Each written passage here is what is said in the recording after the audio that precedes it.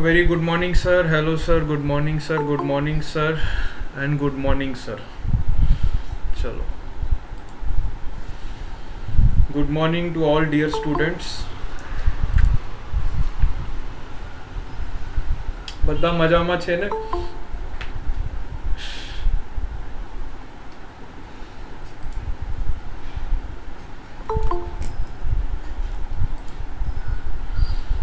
એકદમ મજામાં છે.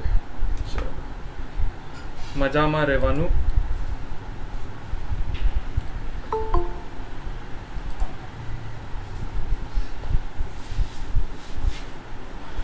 મજામાં જ રહેવાનું, है ना? गुजरातियों का बहुत अच्छा फंडा है. जब भी पूछो केम छो, हमेशा बोलेंगे मजामा छे. बस इसको लाइफ में ये लाइन समझ आ गई, मजामा छे, उसको कोई दिक्कत नहीं आ सकती कभी भी. ठीक है. लाइफ में देखो, आप लोग हर टाइम अलग अलग स्टेज पे होते हो, तो सिर्फ एक ही लाइन आपको याद रखनी है कि मजामा छे. जिसको ये लाइन समझ आ गई उसको सब कुछ समझ आ गया. ठीक है. तो आज हो गई 26, है ना?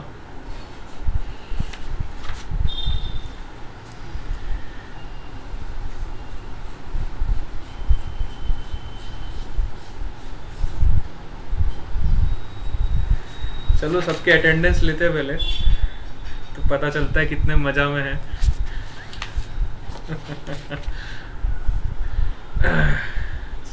किरमी,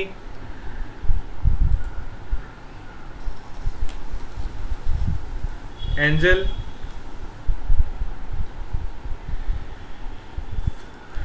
Anirudh, Dhruv, Priyanka, present sir. Pooja, present sir. Bhumika, Mitesh, present sir. Sahil, present sir. Steffi, present sir. Om Patel, present. Keshvi Rana, present sir. Kripal, present sir. Darshnika, Tisha, present sir. Darshit, present. Vansh, present sir. Mayur, Khushboo, Nirali. Present sir. कौन है? निराली है कि खुशबू है? निराली.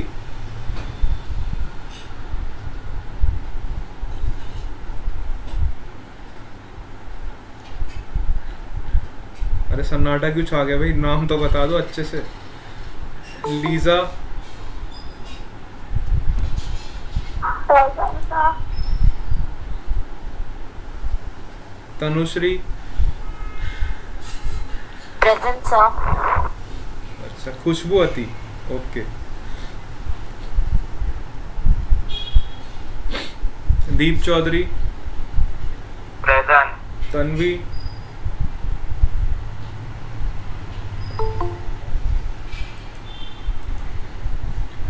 तन्वी, शिवानी, कैनिल, प्रेजेंट. संजो. Present sir. वो संजो आ गया. बेटा कहाँ पे रहता है तू? हैं? कौन सी दुनिया में बैठा हुआ है? तू दूसरे ग्रह में रहता है क्या? पृथ्वी पर नहीं रहता? अदिति,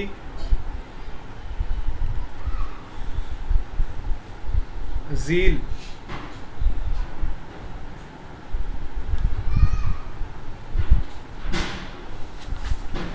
चलो SVV students, Aditya, yes sir. Varshil, Khushi Patel, Yash, present sir. Neel Patel, present sir. Bhavna Sharma, Present, sir. Dhruv, present sir. Braj, present sir. Chandan, Vrat, present sir. Abhishek, present sir. Kush Patel, present sir. Priyanshi, Dharmik, present sir. Lakshya, present sir. Harsh, present sir. Nandini, Present, sir. Manisha, Present, sir. Sanjana, Jayveer, Pallav, present sir. Devraj, Harshil. चलो अबे कौन रह गई बताओ फटाफट भाई, जल्दी जल्दी किसका अटेंडेंस रह गया। Darshanika Gamit is present. और कौन है? यस, जल्दी जल्दी नेम बताओ अपने फटाफट। किरमी चौधरी, एंजल गामित,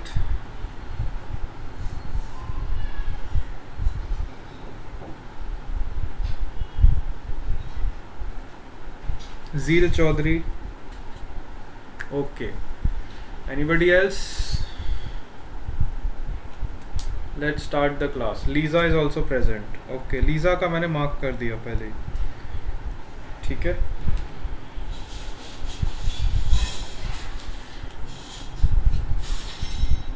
चलो भाई क्लास स्टार्ट करते हैं अपन।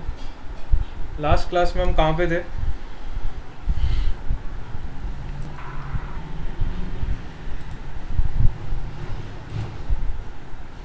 મજામાં રહેવાનું, જલસા કરવાનું, સાથે ભણવાનું, હે ને? થોડું થોડું ભણી લેવાનું। હા સર, થોડુંક થોડુંક જ ભણવાનું, વધારે નહીં ભણવાનું। ખબર છે પણ थोड़ा थोड़ा जो बेटा हम थोड़ा थोड़ा ही पढ़ते हैं, ज़्यादा नहीं पढ़ते। हम सुबह 1 घंटा पढ़ते हैं, शाम को 1 घंटा पढ़ते हैं, बस। ज़्यादा तो पढ़ते ही नहीं। आप इतना समझते हो, हम तो ज्यादा पढ़ते हैं ना, दूसरे क्लास भी होते हैं। सर कोई नहीं बेटा, 3-4 महीने की बात है, उसके बाद तुम कहाँ पे होंगे और हम कहाँ पे होंगे, है ना? 4 महीने पढ़ लो, अच्छी जगह पे पहुँच जाओ, फिर दुनिया भर के जलसे और करो। जूम पे है ना? सर जूम पे क्लास लो ना। क्यों जूम पे क्या ऐसा है? जूम वाला आपको क्या लड्डू पेड़े खिलाता है क्या? गूगल मीट वाला गेंदा प्रसाद गेंदा प्रसाद आ जाता गंदा प्रसाद है? आता है उधर। अच्छा अच्छा, नहीं हम गंदे लोगों के पास नहीं जाते। हम स्वच्छ भारत अभियान को फॉलो करते हैं और स्वच्छता का पालन करते गंदा प्रसाद नहीं है, गेंदा प्रसाद है। हैं। अच्छा, नहीं हाँ, नाम गंदे के पास जाते, नाम गेंडे के पास जाते। हम हेल्दी लोगों के पास रहते हैं और अच्छे स्वच्छ रहते हैं। गेंडों से हमें मतलब नहीं। चलो आ जाओ क्लास स्टार्ट करते हो, है ना? वैसे गूगल मीट ज़्यादा बेस्ट ऑप्शन है। जूम पे पता नहीं आप लोगों को क्या मज़ा आता है, जूम जूम करते रहते हो पूरा दिन। मजा आती है। चलो, तो लास्ट क्लास में हमने कहाँ तक पढ़ लिया था? हमने रेजिस्टिविटी, रेजिस्टेंस सब समझ आ गया था आप लोगों को अच्छे से, है बेटा? रेजिस्टिविटी और रेजिस्टेंस का कंसेप्ट क्लियर हो गया था सबको?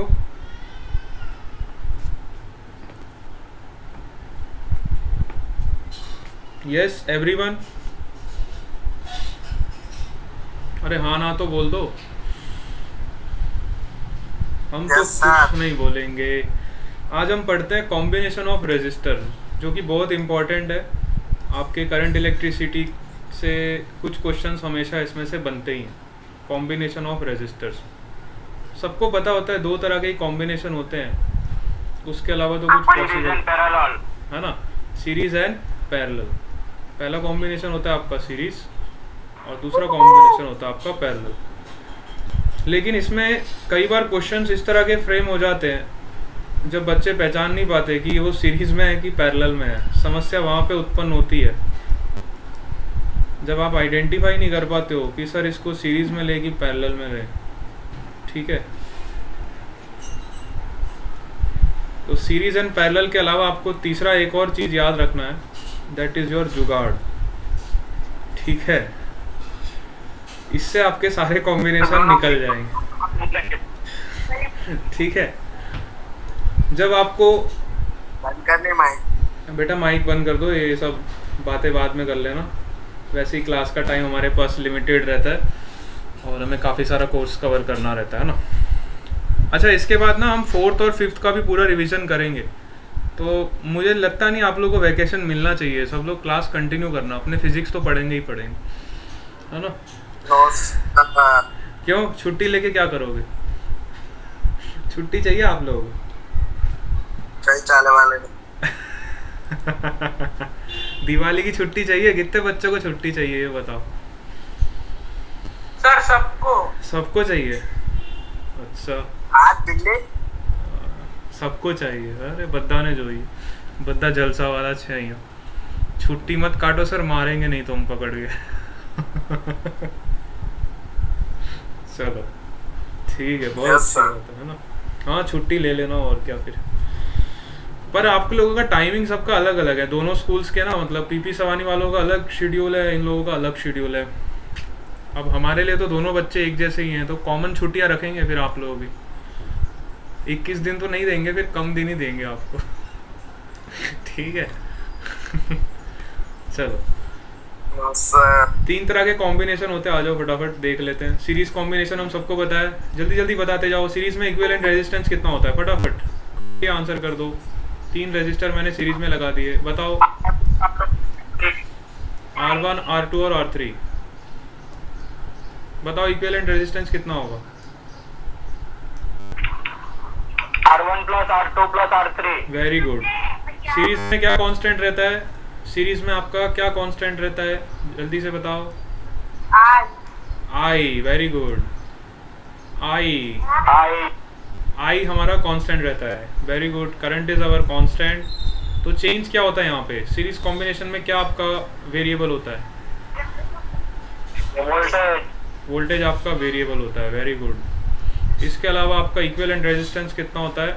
R1 plus R2 plus R3। बस सीरीज में इससे ज़्यादा कुछ है ही नहीं, तो क्या पढ़ोगे? इतना में सीरीज आपका ख़त्म हो जाता है। इसके बाद आता है पैरेलल कॉम्बिनेशन। पैरेलल कॉम्बिनेशन में क्या होता है?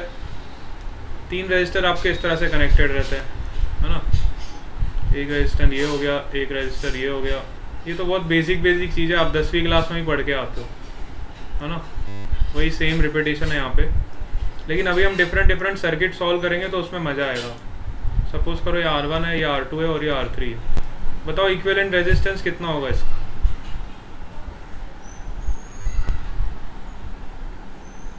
What is the equivalent resistance for this? Yes, 1/R1 1/R2 plus 1/R3। बिल्कुल सही बात है। 1/R is equal to 1/R1 plus 1/R2। कई बच्चे इसमें भी गड़बड़ कर देते हैं, मेरे को समझ नहीं आता यार। सिंपल फॉर्मूले, इसमें तो कम से कम स्कोर कर लिया करो। इसमें तो गलत करने का कोई चांस ही नहीं पैदा होता है ना। इस तरह के सवाल आए तो फुल में से फुल स्कोर कर लिया करो।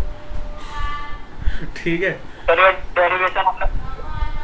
हाँ डेरिवेशन आप कर सकते हो। डेरिवेशन एग्जाम में पूछ लेते कई बार, सीरीज और पैरेलल का डेरिवेशन आ जाता है। मैंने शायद आप लोगों को पूछा था सर। अच्छा, मैंने पूछा था क्या पेपर में? अच्छा हाँ, मैंने पूछा था, बिल्कुल सही बात। तो डेरिवेशन आपको इस तरह से करना था। सपोज करो मैंने इसको किसी बैटरी के अक्रॉस कनेक्ट कर दिया, है ना। डेरिवेशन थोड़ा आपको अच्छे से सजा के लिखना होता है, क्योंकि बोर्ड का पेपर होता है तो डायरेक्टली वहाँ पे फॉर्मूला आपका कोई काम का नहीं रहता। थोड़ा बहुत आपको उसको पॉलिश करना पड़ता है। सपोज करो बैटरी से आई करंट निकल रहा है, इस तरह से आप इसको पॉलिश कर सकते हो। तो करंट आपका डिवाइड हो गया, यहाँ पे आपका चला गया I1 करंट, यहाँ पे आपका चला गया I2 करंट, यहाँ पे आपका चला गया I3 करंट। इस तरह से आप बोर्ड में जितना सजा के लिखोगे उतने ज़्यादा नंबर आपको मिलेंगे। ठीक है, फिर यहाँ पे तीनों करंट आपके ऐड हो गए और ऐड होके सब वापस क्या बन गए, आई बन गए, और यही करंट आपकी वापस बैटरी में एंटर हो गई। इस तरह से जब आप डायग्राम सजाते हो तो सामने वाले को पता चल जाता है, एग्जामिनर को, यहाँ बच्चे ने कुछ अच्छा ही लिखा है ना, बहुत अच्छे से सजा के लिखा है। तो बोर्ड में हमेशा आपकी हैंडराइटिंग बहुत मैटर करेगी, आपका प्रेजेंटेशन बहुत मैटर करेगा। बजाय कि आपको कितना भी नॉलेज हो, लेकिन अगर आप प्रेजेंटेशन में अच्छे नहीं हो तो आप बोर्ड में अच्छा स्कोर नहीं कर सकते। तो नॉलेज के साथ साथ आपके पास प्रेजेंटेशन स्किल्स भी होने चाहिए। अक्सर बोर्ड में देखा गया है जो बच्चे कॉम्पिटिटिव में बहुत अच्छा स्कोर कर जाते हैं, बोर्ड में उतना अच्छा स्कोर नहीं कर पाते। उसके पीछे का कारण यही होता है कि उनको लिखने का तरीका नहीं आता है ना, उन्हें प्रेजेंट करना नहीं आता है, अपनी बात को एक्सप्रेस करना नहीं आता। तो वहाँ पे जब आप मार खाओगे तो बोर्ड में नंबर कट जाते हैं। ठीक है, बहुत बच्चे ऐसे होते हैं, नॉलेज बहुत होता है उनके पास, सॉल्व भी कर लेते हैं क्वेश्चन, लेकिन एक्सप्रेस नहीं कर पाते पेपर में, उसका कोई फ़ायदा ही नहीं है। ठीक है, तो आपको दोनों चीज़ें आनी चाहिए, सॉल्व भी करना आना चाहिए, एक्सप्रेस भी करना आना चाहिए। ठीक है, चलो आओ, इसको बोलते हैं एक्सप्रेशन। तो ये हमने एक्सप्रेशन कर दिया इसका। अब डेरिवेशन काफ़ी सिंपल था, आपको ऐसे ही लिखना था, total current is equal to I1 plus I2 plus I3। ठीक है, 2 स्टेप का डेरिवेशन था। मेन इसमें डायग्राम होता है, जितना प्यारा सा आप डायग्राम बनाओगे उतने ज़्यादा आपको नंबर मिल जाते हैं। ठीक है, तो आपको करंट का इक्वेशन लिखना था। मेरा पेन क्यों नहीं चल रहा बेटा, चल जा, क्यों परेशान करता है तू। तो I is equal to I1 plus I2 plus I3, है ना, इस तरह से हम लिख देते हैं I1 plus I2 plus I3। बस 2 लाइन में आपका डेरिवेशन ख़त्म। I1 को आप क्या लिख सकते हो, V upon R1 plus V upon R2 plus V upon R3। इतना ही आपको करना था और आपको पूरे नंबर मिल जाते। V से V कैंसिल हो गया, तो ये आपका इक्विवेलेंट रेजिस्टेंस आ गया, बात ख़त्म। तो ये तो कॉम्बिनेशन हो गए सीरीज़ के और पैरेलल के। ठीक है, इतनी बेसिक नॉलेज मैं मानता हूँ सबके पास होगी कि सीरीज़ में क्या सेम रहता है और पैरेलल में क्या सेम रहता है। ठीक है, चलो आओ इसको थोड़ा और अच्छा बनाते। सपोज करो हमारे पास ऐसा कोई सर्किट है, क्वेश्चन को थोड़ा और अच्छा बनाते।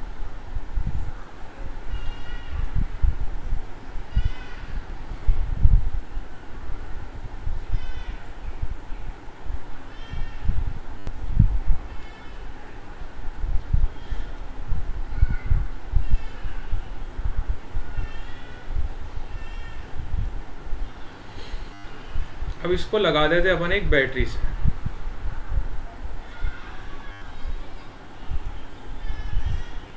ठीक है, इसका रेजिस्टेंस R है, इसका भी रेजिस्टेंस R है, इसका भी रेजिस्टेंस R है, इसका भी रेजिस्टेंस R है, इसका भी रेजिस्टेंस। ठीक है, अब आपको निकालना है what is the equivalent resistance between this A point and this B point, है ना। इस B और A के अक्रॉस आपको इक्विवेलेंट रेजिस्टेंस फाइंड करना। ठीक है, इस तरह के प्रॉब्लम आ जाते हैं एग्जाम के अंदर। तो अगर आपको सीरीज और पैरेलल का बेसिक सा कंसेप्ट पता है तो वो कंसेप्ट का आप यहाँ पे भी यूज़ कर सकते हो, पर कैसे यूज़ करना है उसका तरीका अलग है। ठीक है, कैसे यूज़ करोगे उसका तरीका आपका अलग है। अब देखो, ये जो सर्किट आपको गिवन है, पहले तो इसको हम बेसिक से समझते हैं, एकदम बहुत बेसिक से मैं आपको ले जाऊँगा, फिर आपको अच्छे अच्छे शॉर्टकट ट्रिक्स भी बता दूँगा। सपोज करो यहाँ से आपकी करंट निकल रही है I। ठीक है, पॉजिटिव टर्मिनल से I करंट निकली। अब ये I करंट है, 2 पार्ट में आपकी डिवाइड हो गई, एक इधर और एक इधर। अब रेजिस्टर यहाँ पे कौन सा लगा है, आपका R लगा हुआ है। तो सपोज करो ये रेजिस्टर ने I1 करंट ड्रॉ कर लिया। ठीक है, तो ये वाला रेजिस्टर आपका कितनी करंट खींचेगा, क्योंकि दोनों का रेजिस्टर सेम है तो दोनों इक्वल अमाउंट ऑफ करंट खींचेंगे। क्या आप लोग इस बात को समझ पाते हो? अगर 2 इक्वल रेजिस्टर कनेक्टेड है सर्किट में तो दोनों सेम अमाउंट ऑफ करंट खींचेंगे। खींचेंगे कि नहीं खींचेंगे, बताओ? यस, हाँ कि ना? अरे सो गए हो क्या सब लोग रावण को जला के? बेटा रावण को जला देना था। चलो ठीक है, बहुत बढ़िया बात। तो दोनों रेजिस्टर क्योंकि आपके इक्वल है तो दोनों ने सेम करंट खींच लिया, दोनों ने सेम करंट खींच लिया, बिल्कुल सही बात है। तो अब अगर मैं इस पॉइंट की बात करूं, देखो बड़े ध्यान से देखो, ये वाला जो आपका पॉइंट है, सपोज करो इस पॉइंट को मैं नाम दे देता हूं P। तो जैसे ही आपका, जब मैं A पॉइंट से P पॉइंट पे जाऊंगा तो आपका कुछ पोटेंशियल ड्रॉप होगा इस रेजिस्टर के अक्रॉस। सपोज करो आपका इस पॉइंट पे पोटेंशियल हो जाता है x, ठीक है, P पॉइंट पे आपका पोटेंशियल कितना हो जाता है, x हो जाता है। अब मैं यहाँ से यहाँ पे जाता हूँ, A पॉइंट से Q पॉइंट, तो यहाँ पे भी आपका कुछ पोटेंशियल ड्रॉप होगा क्योंकि यहाँ भी एक रेजिस्टर लगा हुआ है। जब आप A से Q जाओगे तो भी आपका कुछ ना कुछ पोटेंशियल तो ड्रॉप होगा, लेकिन हमको पता है कि दोनों रेजिस्टर का वैल्यू सेम है, दोनों रेजिस्टर का वैल्यू आपका सेम है। तो जितना पोटेंशियल आपका यहाँ पे ड्रॉप होगा उतना ही पोटेंशियल आपका यहाँ पे भी ड्रॉप होगा। जितना पोटेंशियल आपका ये वाली चेन में ड्रॉप होगा, ये वाली ब्रांच में, उतना पोटेंशियल आपका ये वाली ब्रांच में भी ड्रॉप होगा। तो यहाँ पे भी आपका फाइनल पोटेंशियल कितना हो जाएगा, x हो जाएगा। क्या आप इस बात को समझ पा रहे हो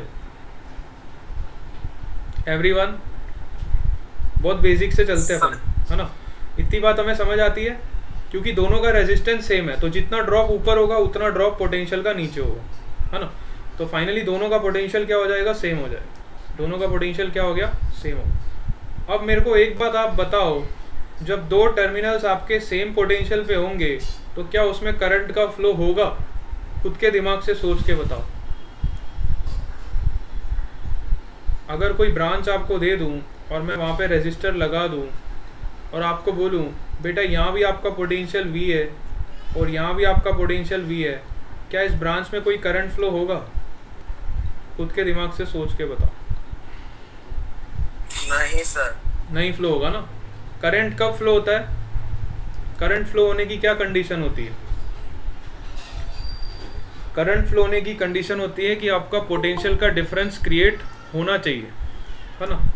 करंट फ्लो होने की कंडीशन होती है कि आपका पोटेंशियल का डिफरेंस क्रिएट होना चाहिए। जैसे पानी आपका हाई पोटेंशियल से लो पोटेंशियल फ्लो करता है, हीट आपका हाई टेम्परेचर से लो टेम्परेचर फ्लो करता है, वैसे ही करंट जो है आपका वो हाई पोटेंशियल से लो पोटेंशियल फ्लो करता है, ठीक है। जैसे पानी होता है, जैसे हीट होती है, वैसे ही करंट होता है, ठीक है। तो अगर दोनों पोटेंशियल आपके सेम है तो ये वाली ब्रांच में कोई भी करंट फ्लो नहीं करेगा तो मेरे को ये वाली ब्रांच जो है इसको निकाल देना चाहिए, क्योंकि ये मुझे उल्लू बना रही है ना, ये मुझे उल्लू बना रही है। ये वाली ब्रांच मुझे क्या बना रही है, उल्लू बना रही है।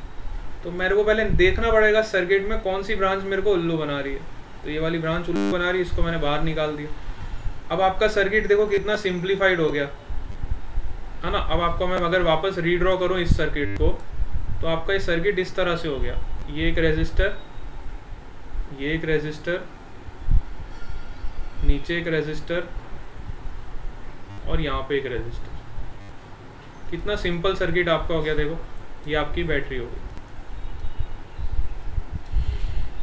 है ना। ये आपका पॉइंट हो गया A और ये आपका पॉइंट हो गया B और ये सबका रेजिस्टेंस है R R R R। अब अगर ध्यान से देखो तो ये दो आपके सीरीज में हो गए। अब तो काफ़ी सिंप्लीफाइड सर्किट हो गया। ये दो आपके सीरीज में हो गए, सीरीज को ऐड कर दो तो ये 2R हो गया, 2R का रेजिस्टेंस, और नीचे पैरेलल में कौन सा रेजिस्टेंस, ये भी 2R, है ना। दोनों 2R के रेजिस्टेंस हो गए पैरेलल में। ये आपका पॉइंट A है और ये आपका पॉइंट B है। बस आपका आंसर यहाँ से आ गया। इसको सॉल्व कर लो, ये हो जाएगा 4R²। कितना हो जाएगा, 4R² अपॉन 4R। तो इक्विवेलेंट रेजिस्टेंस क्या हो जाएगा, R के बराबर। Your equivalent resistance will be equal to R। क्या आप लोग समझ पा रहे हो इस क्वेश्चन को? हाँ, 1R के बराबर हो जाएगा, ठीक है। इक्विवेलेंट रेजिस्टेंस आपका किसके बराबर हो जाएगा, 1R के बराबर। इसी अरेंजमेंट को आपकी NCERT में बोलते हैं व्हीटस्टोन ब्रिज। इसको नया नाम दे दिया, बताओ। बच्चे सोचते हैं व्हीटस्टोन ब्रिज क्या होता है। अरे यही व्हीटस्टोन ब्रिज होता है, देख लो। इसी को एनसीईआरटी में व्हीटस्टोन ब्रिज बोलते हैं। इसी को क्या बोलते हैं? Wheatstone bridge. बच्चे उसको याद करते हैं, अरे व्हीटस्टोन ब्रिज आ गया एग्जाम में। अरे कुछ भी नहीं है व्हीटस्टोन ब्रिज, क्या है इसमें बताओ, है ना? व्हीटस्टोन ब्रिज इसी को बोला जाता है, ठीक है। चलो आओ देखो, अब वो हमसे इस पे और क्या क्या पूछ सकता है ना? इसी सर्किट को अच्छे से थोड़ा एनालाइज करते हैं। एक ही सवाल पे आपको मैं सोचता हूँ लगभग सारे कंसेप्ट बता दूँ, मज़ा आ जाएगा आप लोगों को। एक ही सवाल करते सब कंसेप्ट पढ़ लेते। चलो फिर से मैं वो डायग्राम बना रहा हूँ। अब आपको बोला गया बेटा हर ब्रांच में करंट निकालो, कितना होगा? सपोज करो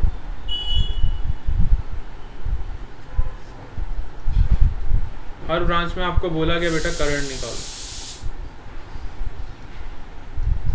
लेकिन अब मैं थोड़ा सा मॉडिफाई करूंगा सवाल को, कि फिर ऐसे मज़ा नहीं आएगा ना।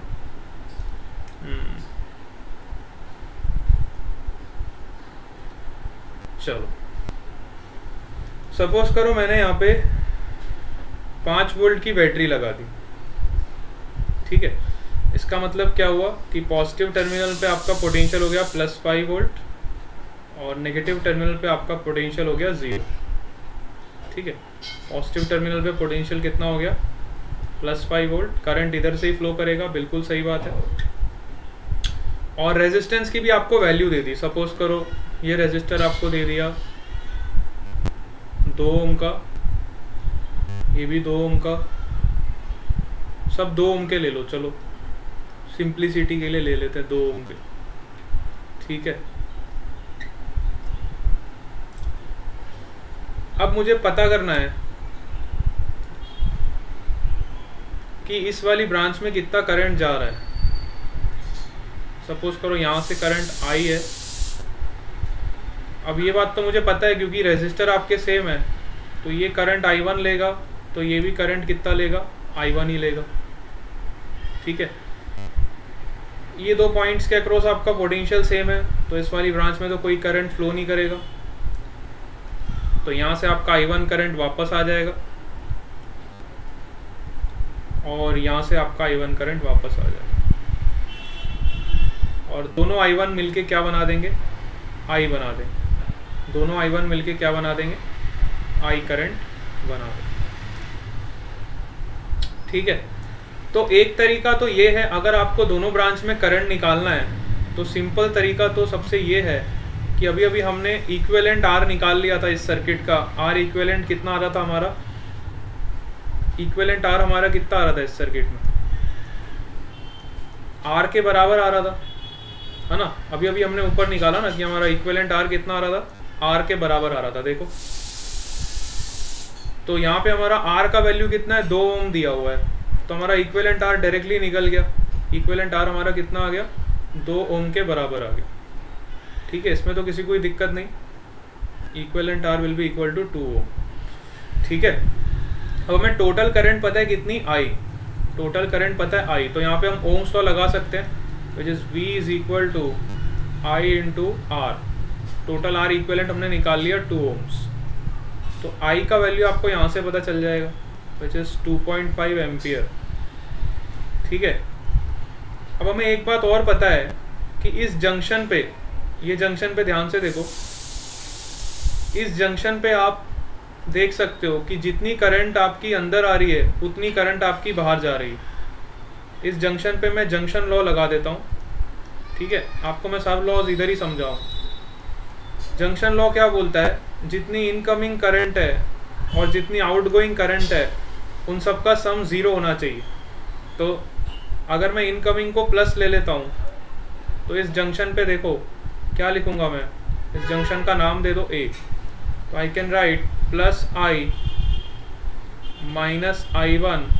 आउटगोइंग को माइनस ले रहा हूँ, इनकमिंग को प्लस ले रहा हूँ, -I1 which is equal to 0। तो यहाँ से आपको I की वैल्यू पता चल जाएगी, which is 2 times of I1। तो I1 की वैल्यू कितनी हो जाएगी? I/2। और I की वैल्यू ऑलरेडी हम निकाल चुके हैं, करंट की वैल्यू हम ऑलरेडी निकाल चुके। कितनी निकाल चुके? 2.5। तो ये वाली ब्रांच में कितना करंट जाएगा? 1.25 एम्पियर, उसका आधा, और ये वाली ब्रांच में कितना जाएगा 1.25 एम्पियर। तो दोनों ब्रांच का करंट मिला के यहाँ पे करंट कितना हो जाएगा 2.5 एम्पियर। और ये वाली ब्रांच में अगर करंट पूछेगा तो आप बोल देना इस वाली ब्रांच में कोई भी करंट नहीं जाएगा, क्योंकि ये दोनों पॉइंट्स का पोटेंशियल आपका सेम है। बात समझ आई? तो इस तरह से हमने सारी ब्रांचेस में करंट का वैल्यू फाइंड कर लिया। ये सबको समझ आया बेटा?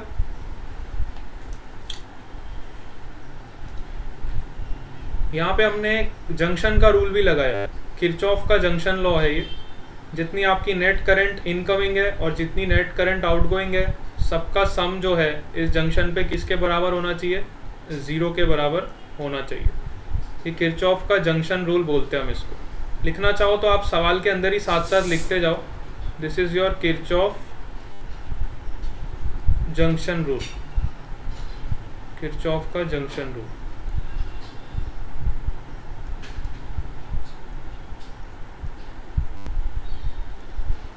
ठीक है, सबको क्लियर हो गया? चलो अब हम क्वेश्चन को थोड़ा और मॉडिफाई करते हैं। यही सेम सवाल ले रहा हूं मैं, ठीक है, सेम सवाल ले रहा हूं फिर से। अब मैं थोड़ा और इसको मॉडिफाई करता हूं इस क्वेश्चन। एक ही क्वेश्चन पे सब कंसेप्ट बता देने वाला हूं। सपोज करो मैंने फिर से वही सर्किट बना दिया।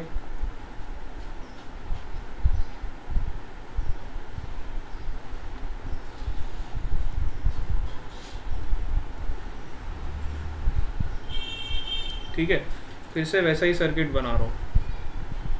ये वाला पॉइंट सबको क्लियर तो हो गया ना बेटा? इसमें कोई दिक्कत तो नहीं? अब मैं आपको बताऊंगा किरचॉफ का वोल्ट लॉ कैसे अप्लाई करते हैं, जहाँ पे अक्सर बच्चों को बहुत दिक्कत आती है। बोलते हैं सर किरचॉफ का वोल्ट लॉ एक बार हमसे डिस्कस कर देना, है ना? बात समझ आई? अब मैं इस क्वेश्चन को थोड़ा और मॉडिफाई कर रहा हूँ।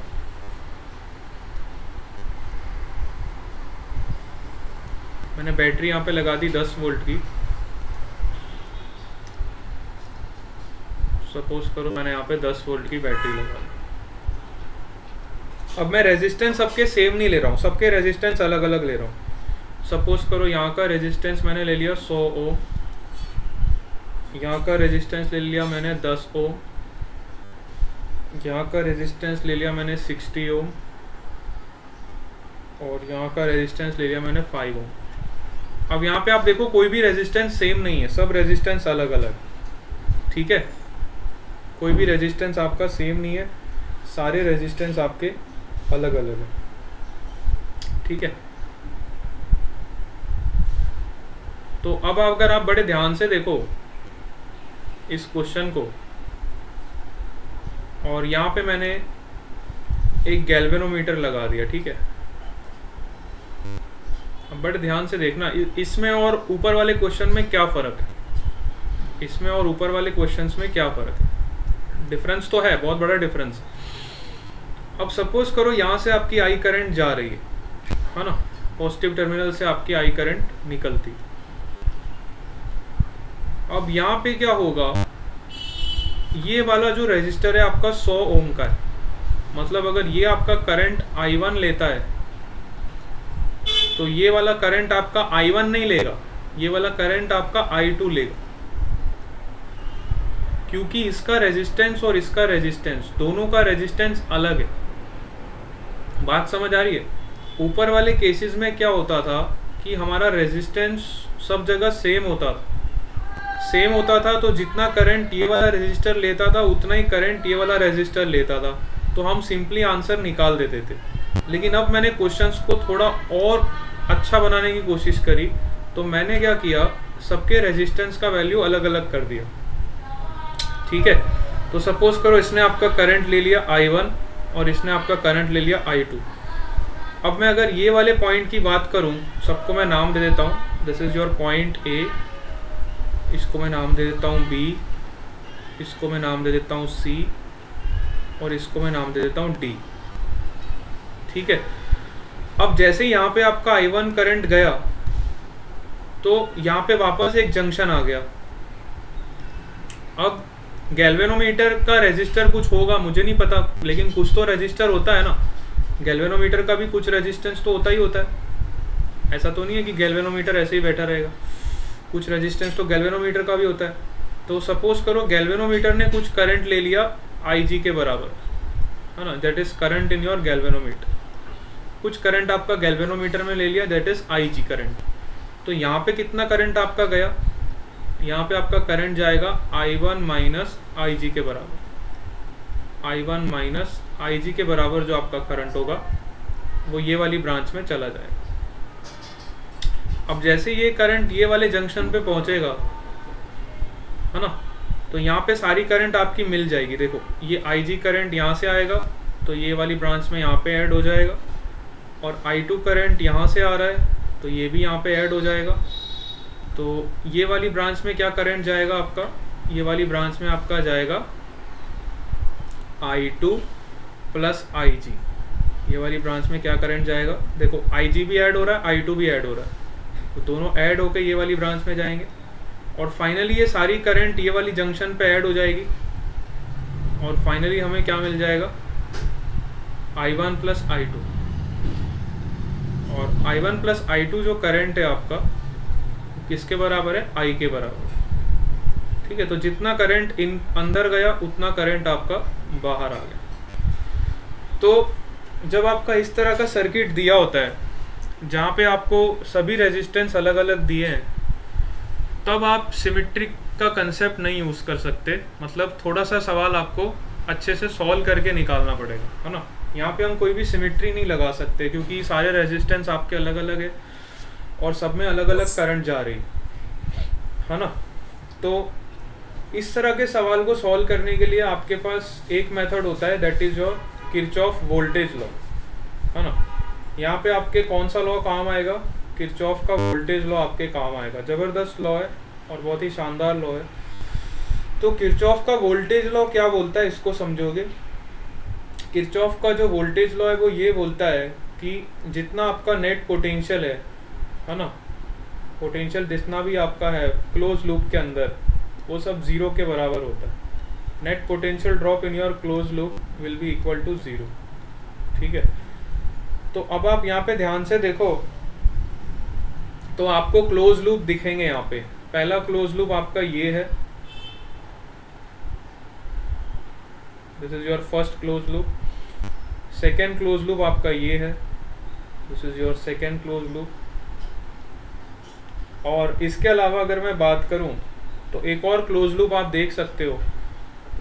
ये बैटरी से लेके आप यहाँ पे गए, यहाँ से A पॉइंट से B पॉइंट, B से C और C से वापस बैटरी पे आ गए, this is also close loop. इसके अलावा चौथा क्लोज लूप भी आपको दिखा सकता हूँ। बैटरी से आप गए A पॉइंट पे, A से आप गए D पे, D से गए C पे और C से वापस आ गए बैटरी पे। ठीक है, बात समझ रहे हो।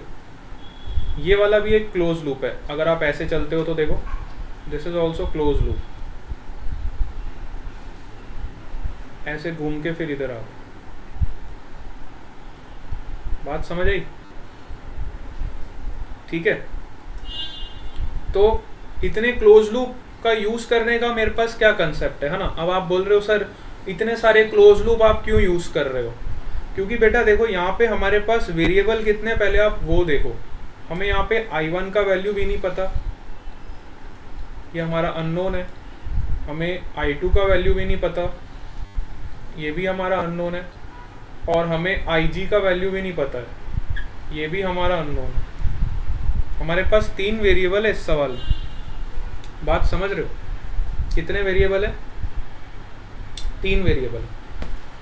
सपोज करो RG का वैल्यू आपको दिया हुआ है, रेजिस्टेंस ऑफ गैल्वेनोमीटर दिया रहेगा आपको, 1 ओम 2 ओम जो भी दिया रहेगा, बहुत छोटा सा रेजिस्टर होगा आपको दिया रहेगा। ठीक है, तो कहने का मतलब है हमारे पास 3 वेरिएबल्स हैं। और मैथमेटिक्स का प्रिंसिपल यही कहता है कि अगर आपके पास 3 वेरिएबल हो तो आपके पास 3 इक्वेशंस होने चाहिए। Mathematics says that if you have 3 variables then you must have 3 equations.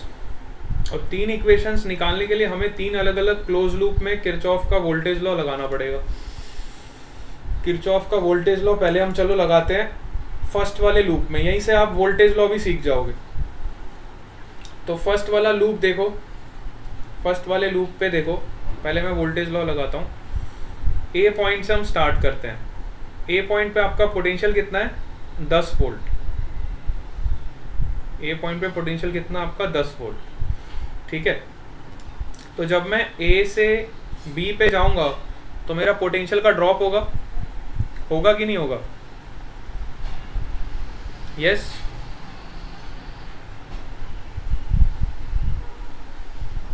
अरे हाँ या ना तो बोलो।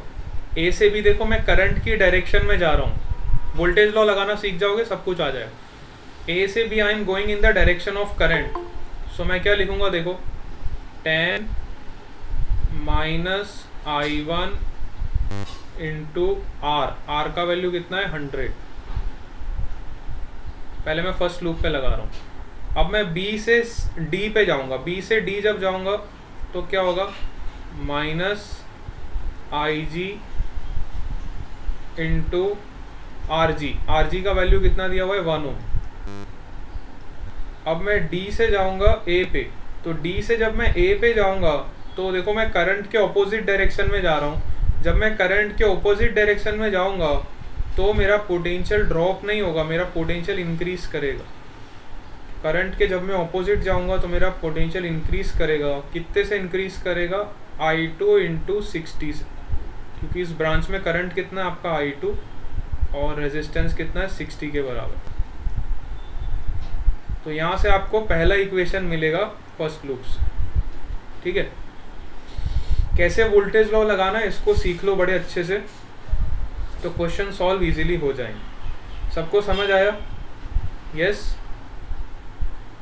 अब देखो हम सेकंड वाले लूप पे वोल्टेज लॉ लगाएंगे, है ना। Now we will apply voltage law on this second loop. तो सेकेंड लूप में आप किसी भी पॉइंट से स्टार्ट कर सकते हो।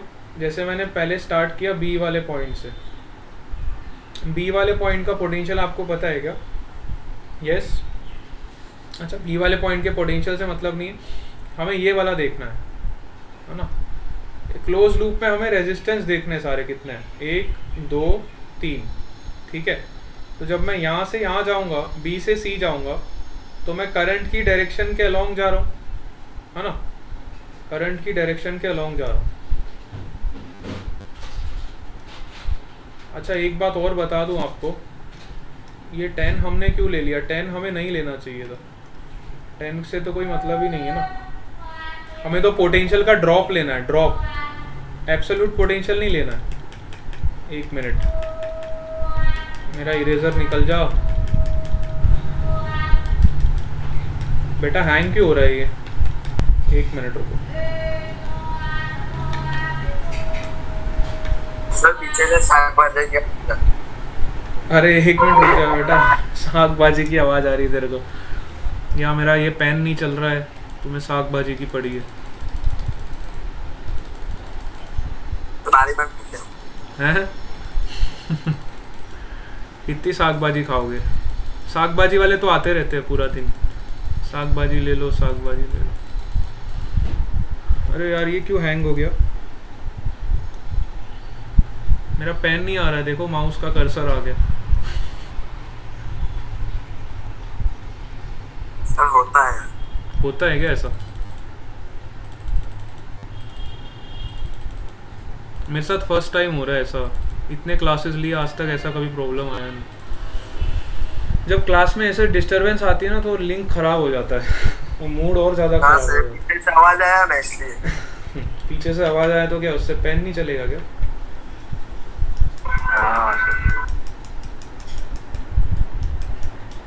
मैं क्या करूं बताओ, मुझे सब कुछ क्लोज करना पड़ेगा।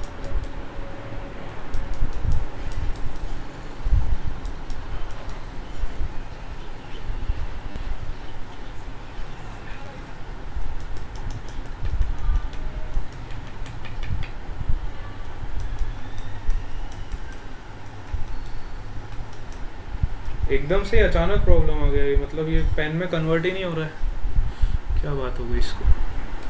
इसको भी अभी अभी होना था ऐसा।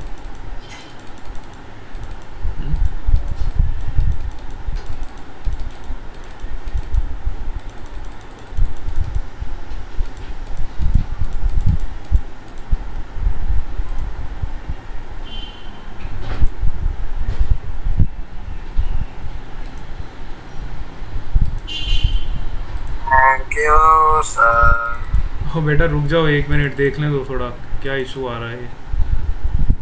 मेरा स्क्रीन का डिस्प्ले भी चला गया। आप लोगों को स्क्रीन दिखाई दे रहा है क्या कुछ? Yes sir. सर स्क्रीन पे क्या दिख रहा है? स्क्रीन पे क्या दिख रहा है? कुछ नहीं सर, वो आपने पहले वो किया वही। वो सेम उस पे अटक गया क्या? Yes sir. Yes sir. अच्छा अच्छा, 1 मिनट रुको, आ गया मेरा पेन आ गया। हाँ देखो इधर। 8। चलो रुक जाओ 5 मिनट रुक जाओ, ये सवाल कंप्लीट कर लेते फिर क्लास छोड़ दूंगा। ये वाला सवाल कंप्लीट कर लो कम से कम, है ना, इसको बीच में अधूरा मत छोड़ो। कहने का मतलब ये है कि यहाँ पे हम पोटेंशियल का ड्रॉप लेते हैं, ड्रॉप। तो ये 10 से मुझे मतलब नहीं है। जब मैं ए से बी जाऊँगा तो इतना पोटेंशियल का ड्रॉप होगा, समझ आ रही है?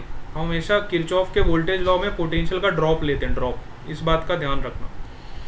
तो इस 10 से मुझे कोई मतलब नहीं है। जब मैं ए से बी जा रहा हूँ तो इतना ड्रॉप होगा, जब मैं बी से डी जाऊँगा तो इतना ड्रॉप होगा, जब मैं डी से ए जाऊँगा तो इतना पोटेंशियल राइज होगा। ठीक है, तो ये आपका इक्वेशन नंबर 1 बन गया। और ये जितना नेट पोटेंशियल ड्रॉप होगा क्लोज लूप में वो 0 के बराबर होगा। ये आपका फर्स्ट इक्वेशन। ठीक है, सिमिलरली हम सेकेंड इक्वेशन लगाएंगे आपके सेकेंड लूप पे। अब सेकेंड लूप देखो आपका क्या है, बी से सी, सी से डी और डी से वापस बी। ठीक है, तो जब मैं बी से सी जाऊंगा देखो, तो बी से सी मैं करंट के डायरेक्शन में जा रहा हूँ तो मेरा पोटेंशियल ड्रॉप होगा, है ना। तो क्या मैं लिखूंगा, minus of I1 minus IG, ये आपका करंट हुआ, इंटू 10। अब मैं C से जब D पे जाऊंगा तो देखो मैं करंट के ऑपोजिट मूव कर रहा हूँ, तो आपका पोटेंशियल जो होगा वो राइज करेगा, है ना। आपका पोटेंशियल जो है वो क्या करेगा, राइज करेगा।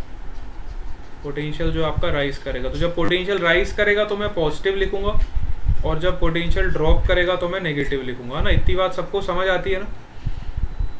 तो यहाँ पे आपका पोटेंशियल राइज करेगा ना, तो मैं क्या लिखूंगा, प्लस यहाँ पे करंट कितना है, I2 प्लस IG इंटू 5।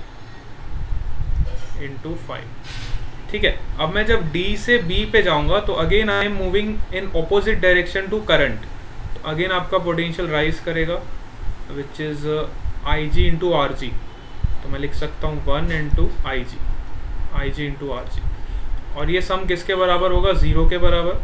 तो ये आपका सेकेंड इक्वेशन हो जाएगा। क्या आपको दोनों इक्वेशंस क्लियर हो गई? Both the equations are clear to you? Yes, दोनों इक्वेशंस क्लियर हो गई? हाँ, चलो अब थर्ड इक्वेशन हम लगाएंगे थर्ड लूप पे, है ना। तीसरा लूप आप देखो, ये वाला तीसरा लूप आपका इधर है, नीचे से देखो, नीचे से, ये आपका थर्ड लूप है। ठीक है, थर्ड लूप में देखो मैं यहाँ से स्टार्ट करता हूँ बैटरी से, नेगेटिव से पॉजिटिव जाऊंगा तो मेरा पोटेंशियल राइज करेगा, तो मैं लिखूंगा +10। फिर मैं पहुंच गया ए पॉइंट पे। ए से डी जब मैं जाऊंगा, ए से डी तो मेरा पोटेंशियल ड्रॉप करेगा विच इज -I2 इंटू 60। जब मैं D से C जाऊंगा तो अगेन मेरा पोटेंशियल ड्रॉप करेगा which is -I2 plus IG into 5। ठीक है, और C से जब मैं वापस बैटरी पे आ जाऊंगा तो यहाँ पे कोई रेजिस्टर है नहीं, तो ये आपका नेट पोटेंशियल ड्रॉप हो गया और ये किसके बराबर हो जाएगा, 0 के बराबर। तो ये आपका इक्वेशन नंबर 3 हो जाएगा। तो हमारे पास 3 वेरिएबल्स हैं और हमारे पास 3 इक्वेशन है, तो क्या हम इसको सॉल्व कर सकते हैं? We can solve this. ठीक है, तो जब आपके सभी रेजिस्टेंस अलग अलग होंगे तो आपको इस तरह से ही क्वेश्चन को सॉल्व करना पड़ेगा, और इस तरह का क्वेश्चन आपको आएगा तो 4 मार्क में आएगा, नहीं तो 5 मार्क में आएगा। ठीक है, जब आप ये इतना बड़ा क्वेश्चन सॉल्व करोगे तो 4 से 5 नंबर में न्यूमेरिकल आता है बोर्ड में। अगर उसने बाय चांस पूछ लिया तो, है ना, किरचॉफ का वोल्टेज लॉ, वो उसका मन हुआ चलो बच्चों को हैरान करते थोड़ा, तो उसने ऐसा सवाल डाल देगा, ठीक है, तो आपको सिंपल से किरचॉफ का वोल्टेज लॉ लगाना है। 3 इक्वेशंस 3 वेरिएबल्स यहाँ पे आपको सॉल्व करना ही पड़ेगा, ठीक है। और जनरली आपके जो एग्ज़ाम्स होते हैं बोर्ड में तो खैर ऐसा क्वेश्चन आ सकता है, लेकिन आपके जो ऑब्जेक्टिव वाले एग्ज़ाम्स होते हैं उनमें ऐसा क्वेश्चन नहीं आता। ऑब्जेक्टिव में कभी इस तरह का क्वेश्चन नहीं देगा। ऑब्जेक्टिव में ऐसा क्वेश्चन देगा कि आपके सभी रेजिस्टेंस इक्वल होंगे, ताकि आप कुछ ना कुछ सिमेट्री करके लगा सको, है ना। इस तरह का नेटवर्क अगर आपको देगा तो ज़रूर आपको सिमेट्रिकल नेटवर्क देगा ना, सबके रेजिस्टेंस सेम देगा, ताकि आप सिंपली इसको फटाफट सॉल्व कर लो, है ना। अब इवनिंग वाली क्लास में हम तरह तरह की सिमेट्री भी पढ़ेंगे। मैं आपको 2 सिमेट्री पढ़ाऊँगा जो कि बहुत ही शॉर्टकट अप्रोच है किसी भी कॉम्प्लेक्स सर्किट को सॉल्व करने के लिए, ठीक है। 2 तरह की सिमेट्री पढ़ेंगे हम इवनिंग क्लास में, जिसमें मैं आपको बहुत अच्छे से शॉर्टकट्स भी बताऊंगा और कैसे हम सिमेट्री से किसी भी क्वेश्चन को 2 स्टेप में आंसर निकाल सकते हैं, ठीक है। सिमेट्रिकल सर्किट्स हम किस तरह से सॉल्व करेंगे, ठीक है। ये हम इवनिंग क्लास में आज डिस्कस करेंगे। यहाँ तक किसी कोई दिक्कत नहीं, सबको क्लियर है ना? यस, आज के लिए बस इतना ही, धन्यवाद। आज हम क्लास को यहीं पे एंड करते हैं। तो आप लोग प्रैक्टिस करते रहिए और सॉल्व करते रहिए, है ना। घर पे प्रैक्टिस करते रहना ही आपको, ऐसा नहीं है कि क्वेश्चंस प्रैक्टिस करना नहीं है। घर पे आप प्रैक्टिस करते रहो अपने हिसाब से, क्वेश्चन सॉल्व करते रहो। ओके बेटा, bye bye to all of you.